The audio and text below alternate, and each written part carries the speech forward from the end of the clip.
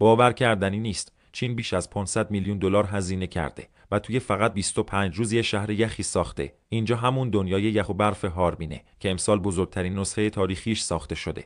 مساحتش به 3 میلیون متر مربع رسیده، یعنی چیزی حدود 108 کاخ سفید. انتظار میره بیش از 90 میلیون نفر از این سرزمین عجایب بازدید کنن، ولی نکته عجیب اینه که فقط 2 ماه بازه. این پارک در واقع سازه موقته که هر سال از نو ساخته میشه و به خاطر شرایط آبوف یه جای دیگه توی دنیا نمیشه همچین چیزی رو اجرا کرد. از سال 1999 که شروع شده، حالا 25 ساله که یکی از جذابترین نمادهای چین شده و واقعا هیچ کشور دیگه همچین شاهکاری را خلق نکرده. بلندترین سازه پارک یعنی تاج یخی از 20,000 تن یخ ساخته شده و ارتفاعش 43 متر، یعنی در حد یک برج 16 طبقه. خیلی ها وقتی وارد این پارک میشین حس میکنند وارد دنیای بازی تاجوف شدند. معروف ترین تفریحش یه سرسره غول پیکر که چراغا شبها کل پارک رو شبیه یک قصر رویایی میکنند. این سرسره معروف 921 متره و تقریبا 2 دقیقه طول میکشه که به پایان برسیم. اینو نمیشه یه تفریح معمولی دونست. این یه نمایش قدرت و هنر بی‌نظیره که هر سال بازسازی میشه.